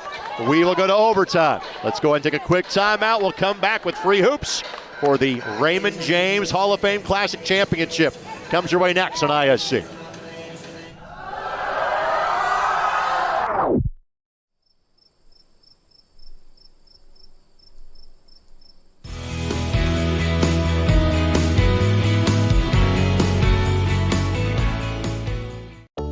Basketball in Henry County, Indiana means The home of Hoosiers. Where legends live. Basketball in Henry County, Indiana means A giant Fieldhouse. And basketball courts in every park. Basketball in Henry County, Indiana means Family. And friends. And team. And fans. Basketball in Henry County, Indiana means Memories. And history.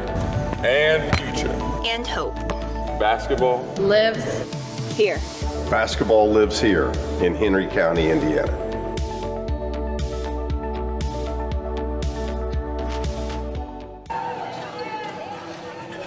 Back in Newcastle, overtime in this championship game. This is not surprising. It's the fact that Noblesville won by 10 last week is surprising, as even as these two teams are. For Bedford North Lawrence, this is the first overtime game they have played this season. And for Noblesville, you can say the absolute same. Center jump. Let's try that one more time, shall we? Set the clock. Reset the clock. That's what he's asking for. I think there was a touch there. Now they'll reset it. So we'll figure it out.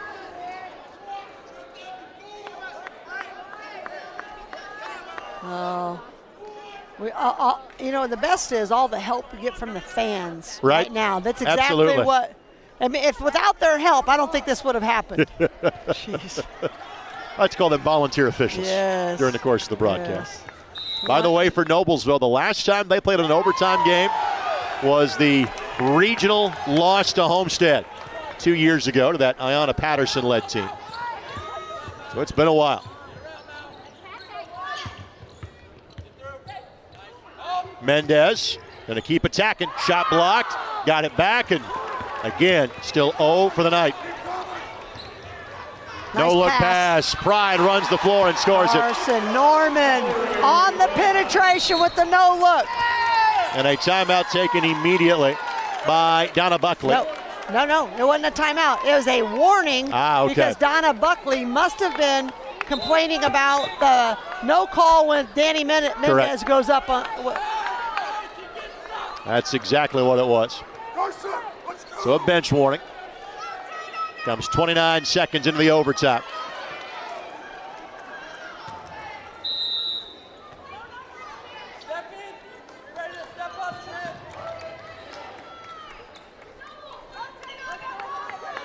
So Wilson with Norman guarding her. Double screen out top. Mendez, ball knocked away. Trinity Bailey picks it up. Turnover number 12 for Noblesville. Spreen, not that time. Long rebound. Spreen will track it down.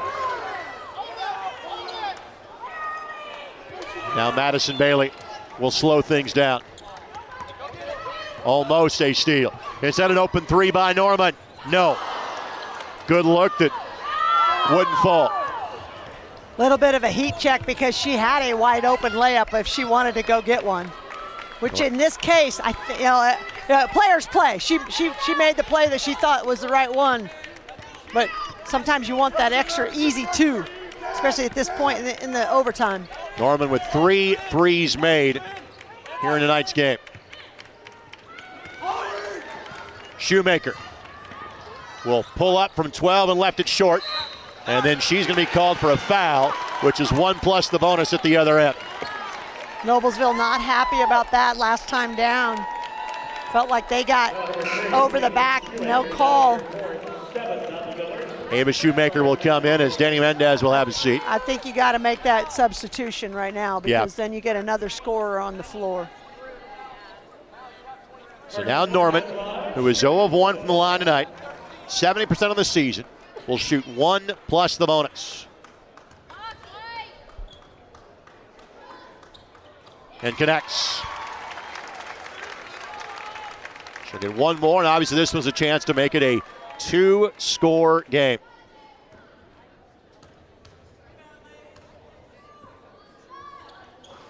And gets the friendly roll. 15 for Norman, 15 for Pride, 17 for Spreen. Well, you haven't mentioned Tipner's name lately in your play-by-play. I always think about that. When's the last time you mentioned their leading scorer's name? Too long. It's a great point. Got to get her a touch right now. Got to get her the ball somehow. Here it is. Tipner up, under, step through, missed it. Good look that wouldn't go. Pride collects another rebound. That's 11 boards for Pride. Bailey. Pride and one, or not the and one, excuse me, got the bucket. Pride was 17. What a press break there. And now comes the timeout taken by Noblesville. It'll be a full timeout for the Millers. Again, we will keep it right here. But it is 6-0 in the extra session in favor of Bedford North Lawrence. And they're doing it with Mallory Pride's got a couple of buckets and Carson Norman on the free throw line. Just really their intensity in the extra period has been high. Noblesville looks like they're just trying to catch up. You want to hear what I think is a jaw-dropping stat? We always assume that anything is on John Harrell's website is completely and totally accurate. Okay. If that's the case, this is the first overtime game that BNL has played in 5 years. Wow, that's crazy. Got to go back to the sectional final against Jeffersonville in 2018, the last time they played an overtime game.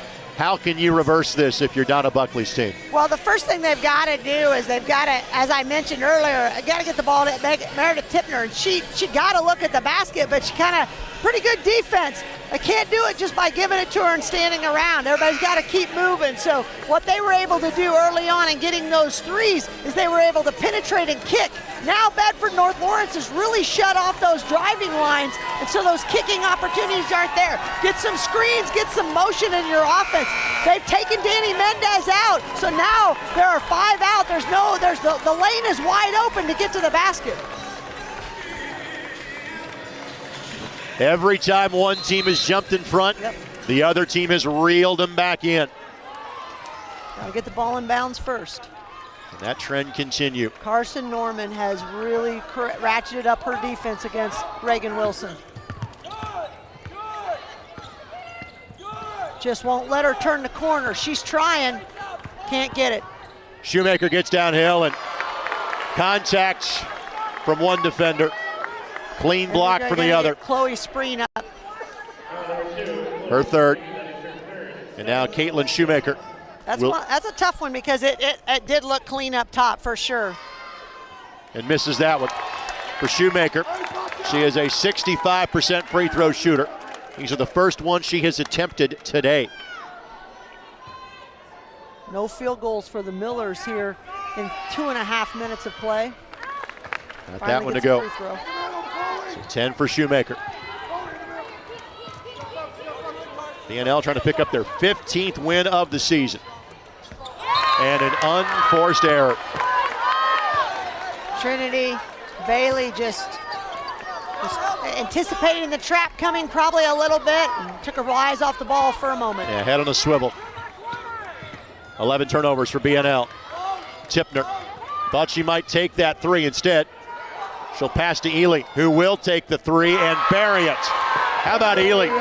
5 threes made over the 2 sessions today. She's got 9. Knows her job, does it well. She averages 2 points a game. Pride was all alone. And then a blocking foul on the name of Shoemaker, which will be her 4th foul. And now you'll see 1 plus the bonus on the 8th team foul. Coming up for Chloe Spreen. Spreen, an 81% free throw shooter. Went 4 of 6 earlier today. First attempt of this game. Blockout is critical here. She may miss, and you can't let the Stars have the rebound. She did. And that will be off the hands of Tipner. How many times have we seen a free throw blockout be a critical piece to either securing or catching back up? Right now, Noblesville just missed an opportunity.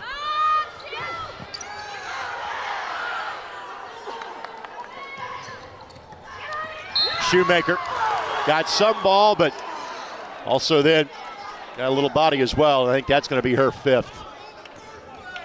So Shoemaker will foul out. She'll exit with 10 points in this championship game. And if you're Noblesville, you either bring Mendez back or maybe you go deeper to the bench to Rollins or Quigley. Again, I think it's Mendez. That'll be the case. Shoemaker, one of the smallest players on the floor, plays with a lot of heart, great shooter. Remember, she was our scholarship winner as well to start the game, so great day for that kid. So Norman to shoot 1 plus the bonus on the 9th team foul. She's 2 of 3 from the line and connects. This is a crucial one here to make it a 2-score game.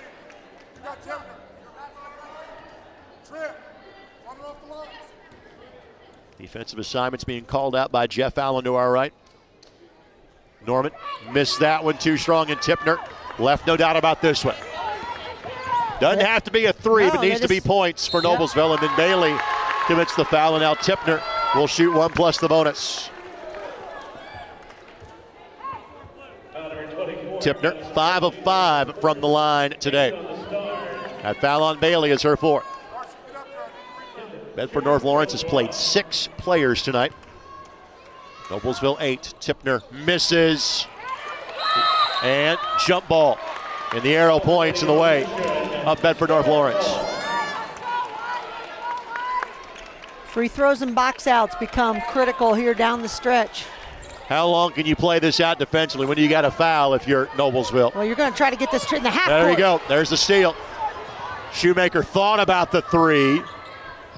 Tough pass, somehow finds Wilson. She loads it up, and she connects, and we're tied with 20 seconds to play. Players make plays. That was a contested three. Great shot by Reagan Wilson. Timeout called. Jeff Allen was won that ball right to that hash mark before the timeout is called. The steal and the three, and we are still tied at 58. This has the chance to be our second double overtime game in 3 days on the ISC Sports Network. That's crazy. Well, and you've said it already tonight, Greg. Every time a team starts to pull away, the other one just inches back in. Neither team has quit. Players have made plays. Great ball game. Perhaps we should figure out a way for these two schools to play a 7-game series against each other. We need to bring in some baseball. That's a good idea. Given how competitive they had been with each other. The largest lead in either direction tonight was 8. Yep. There have been, before the overtime, I don't have the stat, once the overtime has happened, 12 scores that have been tied, 7 lead changes. It's just been back and forth, both teams making runs, both teams making plays. You got 12 seconds left.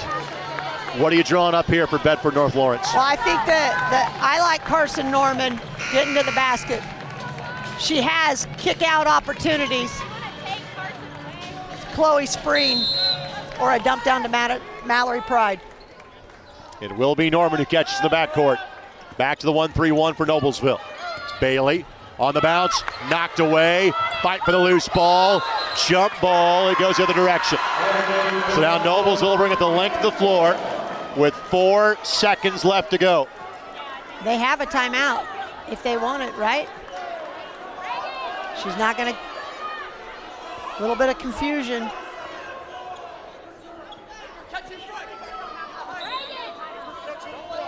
Four seconds is a long time to get down the floor. Wilson on the drive.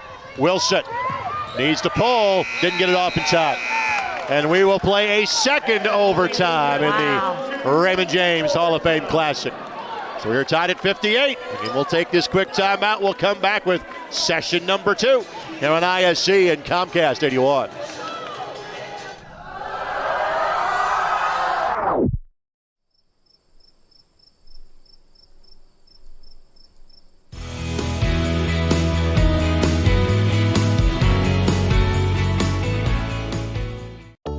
Basketball in Henry County, Indiana means The home of Hoosiers.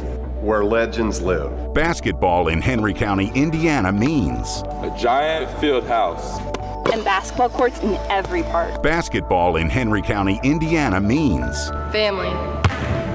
And friends. And team. And fans. basketball in Henry County, Indiana means Memories. And history. And future. And hope. Basketball Lives. Here. Basketball lives here in Henry County, Indiana.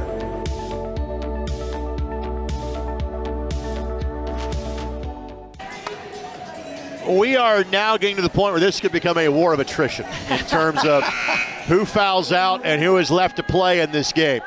Already Caitlin Shoemaker has fouled out. We are now to overtime number 2. There's not been that many fouls, but there's not been that many players that have played tonight's game, and so that could play a factor these final 4 minutes. Minutes 37 through 40 of this game. Here we go. Tied at 58 in double OT. Spreen. Ball knocked away, and last touch by Spreen. It's number 13 by BNL.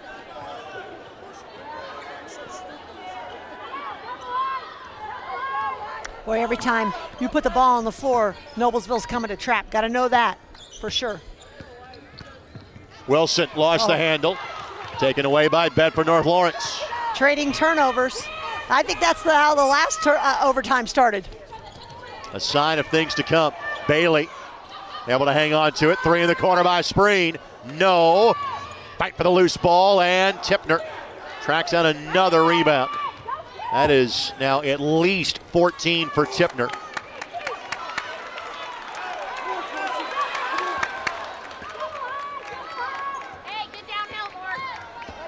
No flashing account being applied. Heard the phrase, get downhill more from the bench. Wasn't downhill enough as Wilson pulled from 16. Carson Norman has not let Reagan Wilson get downhill. The C parted for Bailey and missed the money.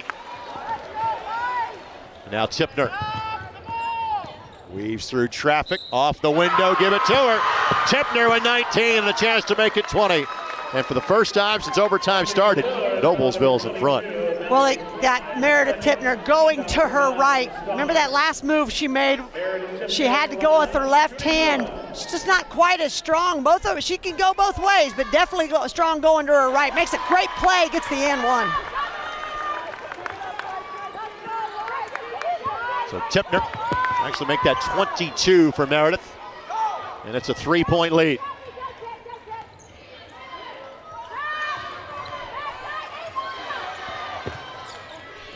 Norman finds Pride. Pride again's kind of in a tough spot. And Mendez, while it's been a tough night offensively, she's got double-digit rebounds as Mendez. That was a critical one too, because gives Noblesville a chance to take a breath. They can really be patient on this possession and get the look that they want. They have a Shoemaker in a tough spot. Finds Mendez. Here comes the double. And then Mendez is fouled by Bailey, which will be her 5th. This 5 has been on the floor, I want to say, since the start of the 4th quarter for Bedford North Lawrence. You would think that Emma Brown now will come back in as Madison Bailey exits with 4 fouls. And Mendez on the season, a 67% shooter. Now, of note, that is the 10th team foul. So this is 2 free throws for Mendez. And finally gets one to go. Let's see if that gets her on track. About to say that basket might look like a thimble to her at that point. Sometimes you just have those nights. Credit her though. Kept playing, didn't put her head down, got rebounds, helped her teammates. Makes them both.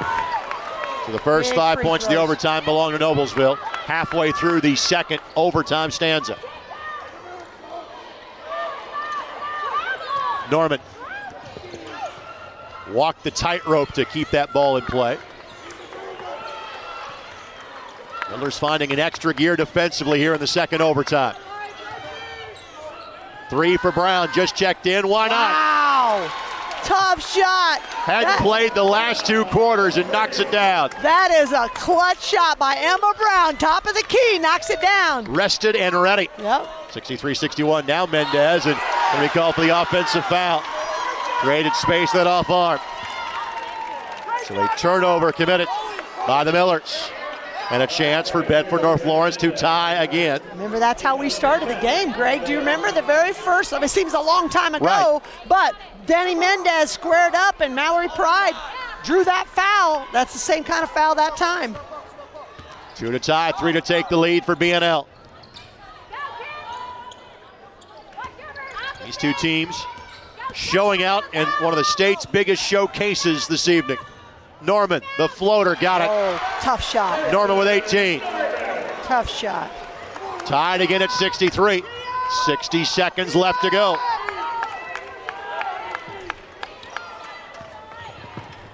Shoemaker lost it. Brown takes it away. Ely races back. Brown, no. Fight for the loose ball. And that will be, I believe, a timeout was given to Bedford North Lawrence as Spreen had possession of the ball. So timeout BNL. And now I'll ask the question again. With 41 seconds left to go in the overtime, you potentially hold for a last look if you're Bedford North Lawrence.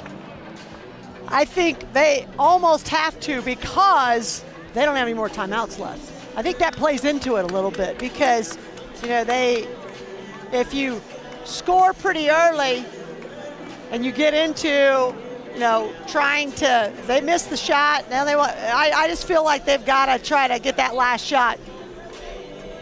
We'll see. But tonight's game presented in part by our friends at ADP and Anthony Bennett. Did you know that ADP pays 1 in 6 Americans? Did you know that if you mention ISC, you get the full range of ADP services free for 3 months? That's right, ISC and ADP. They partnered to help your small business, and it's free for 3. Call Anthony Bennett at 317-427-8249 or email anthony.bennett@adp.com and mention ISC. the tough part is, because you don't have timeouts, and Noblesville's going to trap you, you have got to stay out of trouble, put the ball in the people's hands who can handle that trap and not turn it over. 17 for Spreen, 18 for Norman, 17 for Pride. Very balanced at the top of the scoring table for BNL. Bailey just got it in time. Spreen, that's going to be a foul on Tipner. Tipner was really bodying her that whole possession. They kind of let that go. So Spreen missed her only other free throw of this game. She'll get 2 here. Both teams now in the double bonus. Take a look here, and Tipner ruled to have made the takedown there. A little perspiration to wipe off the floor here. Spreen, an 81% free throw shooter on the season. BNL has left some points on the line here down the stretch. Still a lot of time left, Greg, no matter what. Yep. Noblesville has 3 timeouts. Got this one.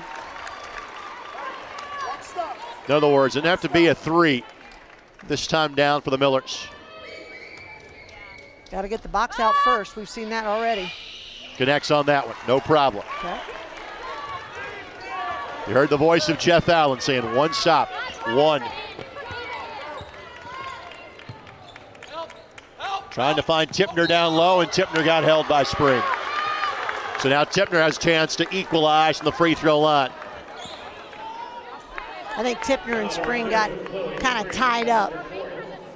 4th foul on Spreen. Tipner been to the line frequently. She is 6 of 7 from the stripe. Again, much as yeah, remember she started out 5 for 5. Game high 22 points for Meredith Tipner. She had 16 this morning. Just a sophomore. Got to get a free throw box out right here. If Tipner happens to miss, if you're BNL.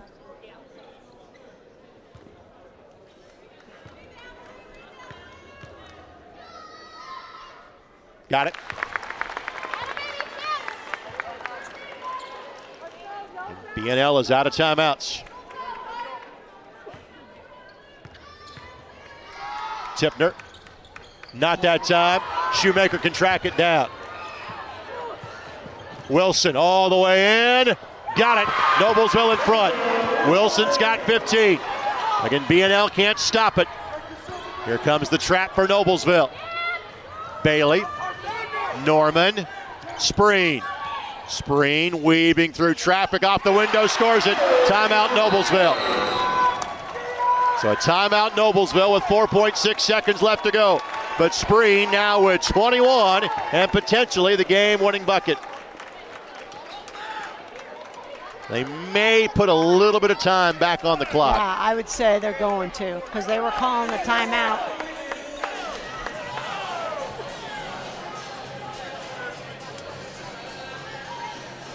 They're going to put maybe a We're going to go back to 6.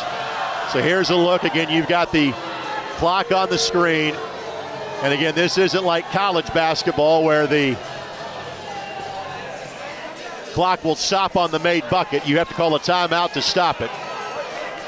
Well, you're not going to like my analysis of that because the official's been great, but it was 5.1 when she shot the ball, so they gave him a little extra. And officials don't have the luxury of coming to look at the replay monitor the way that we do in that scenario. Yep. They got to go with their best judgment. Now, I will say 5.1, 6.0, it is plenty of time for, now I take it back, it goes through 5.8, 6.0, 5.8, depends. Yep. Great job by Jordan Shue and Alan Hughes. Yep.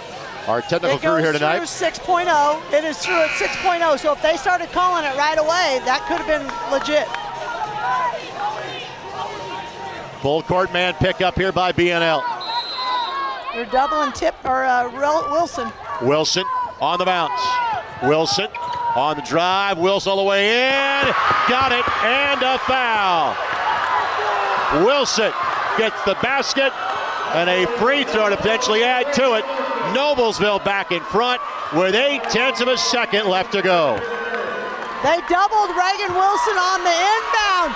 She curls and took it all the way down, strong to the basket. They got the body foul on.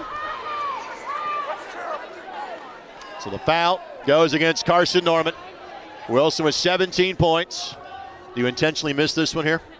I think I would. Wilson hits it. And again, you just got to throw it as long as you can. Stolen by Wilson, that's the ball game. Noblesville, your Hall of Fame champions in 2022 in double OT. What a game. They defeat Bedford North Lawrence. Final score this evening, 69-67. And we'll hang around a little bit to be able to see the presentation of the championship trophy and the all-tournament team. But two great games between those two teams. Let's hope we get to see a third. If we do, that would be in a state championship contest. That was a great basketball game. Both teams left it on the floor. You hated for any team to lose for sure, and it came down to the very last play. It looked like BNL had it, and then all of a sudden Noblesville makes a play. Players make plays. For Noblesville, Tipner with 22. Reagan Wilson with 18. 5 for Ava Shoemaker. 10 for Caitlin Shoemaker. 2 for Denny Mendez, and 9 for Brooklyn Ely. For Bedford North Lawrence, 21 for Chloe Spreen, 18 for Carson Norman, 17 for Mallory Pride, 4 for Madison Bailey, 5 for Emma Brown, and 2 for Trinity Bailey.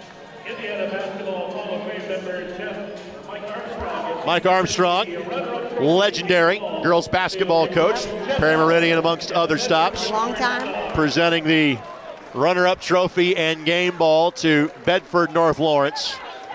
Well, because of how that game ended with the time put back on the clock, it's going to be a tough pill to swallow for the Stars. But again, this will be a team that will be a tough out the way they always are in the month of February. And do not be surprised if this is the team that represents the South in the state championship game on February the 25th. Joe Lentz, state champ at Center Grove, great 10-year run at Ben Davis, going to present the championship trophy and game ball to the Millers of Noblesville.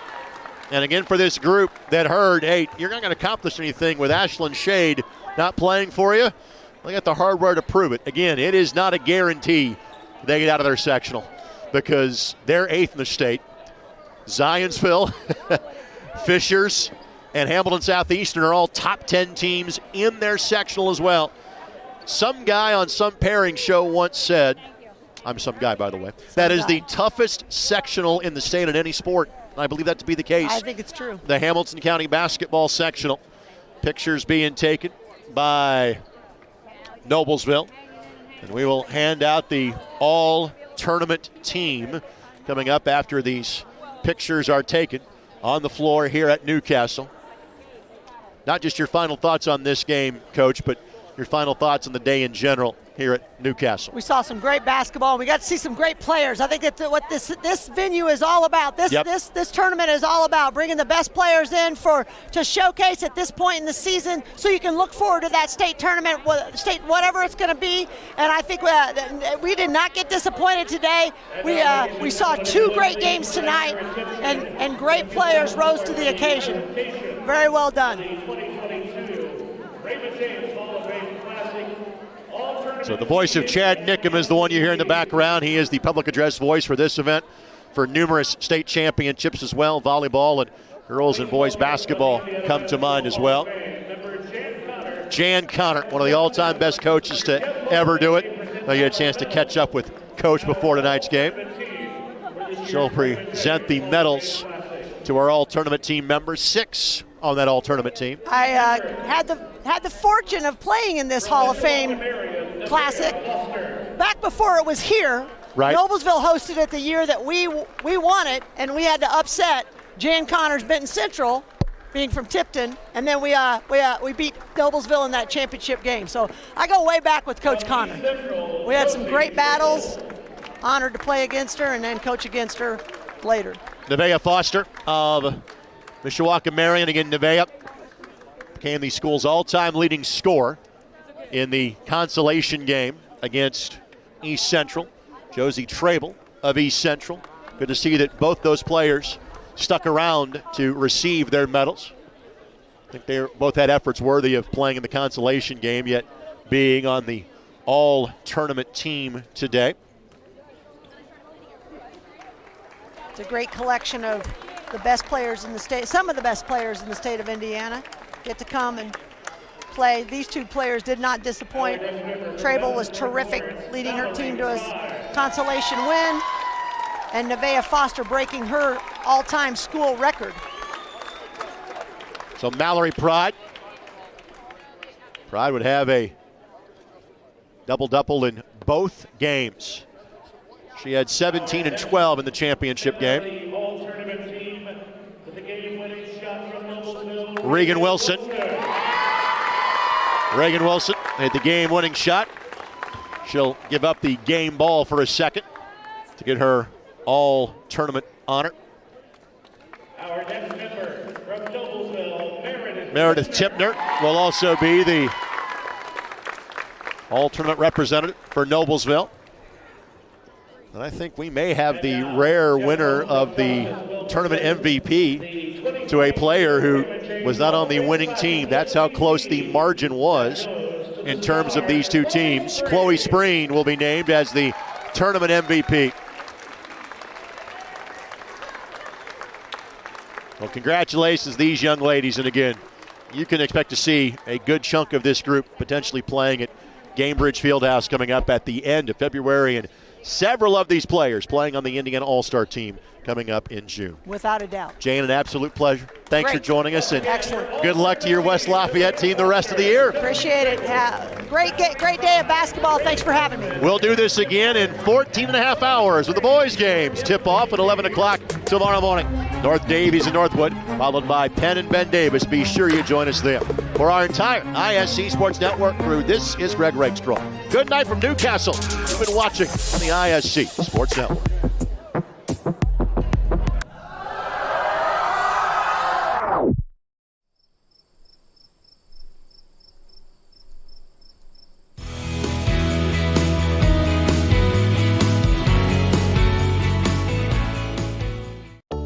Basketball in Henry County, Indiana means The home of Hoosiers. Where legends live. Basketball in Henry County, Indiana means a giant field house. And basketball courts in every park. Basketball in Henry County, Indiana means Family. And friends. And team. And fans. Basketball in Henry County, Indiana means Memories. And history. And future. And hope. Basketball Lives here. Basketball lives here in Henry County, Indiana.